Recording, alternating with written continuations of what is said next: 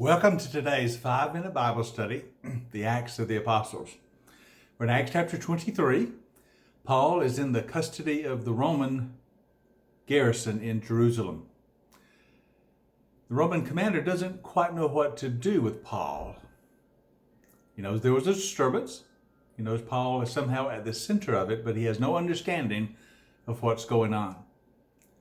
Paul has informed him that he is a Roman citizen, so some protection must be offered. But the Roman commander must get to the bottom of this. He realizes, of course, it's a religious question. So he decides to take Paul before the Sanhedrin. They are the Jewish ruling council. They are the proper authority, in the Romans' mind, to handle religious questions. And so the next day, after the arrest, he brings Paul before the Sanhedrin. We're in chapter 23. Start the reading of verse 5, and Paul responds to what's going on in his appearance before the Sanhedrin. Now Paul, knowing that some of them, that is some of the Sanhedrin, were Sadducees, and the others were Pharisees, he called out in the midst of the Sanhedrin, "My brothers, I am a Pharisee, the son of a Pharisee. I stand on trial because of my hope in the resurrection of the dead." Now when he said this, a dispute broke out between the Pharisees and the Sadducees. The assembly was divided. The Sadducees say there is no resurrection.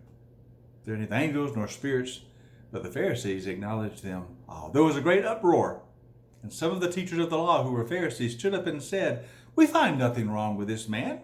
What if a spirit or angel has spoken to him?" Do you see what Paul did? He divided the Sanhedrin. Now when he went in, they were all against him. Everyone was out to get him. But he realizes that part of the Sanhedrin is Sadducees, who don't believe in resurrection, don't believe in anything after this life. And the other are the Pharisees, which party he had come out of, who believe, of course, in the resurrection, in the afterlife, in the angels and spiritual realities. So Paul says, the reason I'm here standing before you, the reason I was arrested, is because I believe in the resurrection, as all Pharisees do. And of course, I believe that the proof of that is that Jesus rose from the grave. Well, by that statement, not about Jesus, but about the resurrection, all the Pharisees in the assembly are on his side. And they are against the Sadducees, who have always argued there is no resurrection. And so a great theological dispute breaks out. The Pharisees say, "Well, we found nothing wrong with this guy." The Sadducees say just the opposite. And the dispute within the Sanhedrin became so violent that the Roman commander became concerned that Paul would be hurt. So he takes him out. He orders his troops to go in and remove Paul, takes him to the barracks. What is he going to do? But the Lord is looking out for Paul. We're told in verse 11, the following night the Lord stood near Paul and said, "Take courage. As you've testified about me in Jerusalem, you are also going to testify in Rome." So Paul has this vision of Jesus, and Jesus assures him, "I will keep you safe. All this will work out for you to make your way to Rome." Now, as the story continues, we find out some of the Jews make a plot. Some Jews in town make a plot to assassinate Paul. And they tell certain officials of the Sanhedrin, "Ask the Roman commander to bring Paul again. Say you want to question him again. We'll kill him on the way to the council meeting." It's an assassination plot.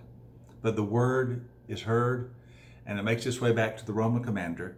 And so he decides to send Paul to Caesarea. Now remember, Caesarea is the Roman capital of the province. That's where the governor lives. The commander in Jerusalem is just a local commander of the garrison, but the governor is in Caesarea. So this Roman commander decides, I will send Paul to the Roman governor. Let him handle this situation. And so he writes a letter. We begin at verse 26. He says, "Claudius Lysias," that's the name of the Roman commander, "to His Excellency Governor Felix."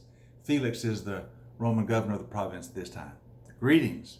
This man, Paul, was seized by the Jews. They were about to kill him, but I came with my troops and rescued him, for I had learned that he is a Roman citizen." Now that's not quite the truth. The Roman commander makes it seem like he had rescued Paul because he knew he was a Roman citizen. That's not the way it happened, but he's trying to make himself look good. I wanted to know why they were accusing him, so I brought him to their Sanhedrin.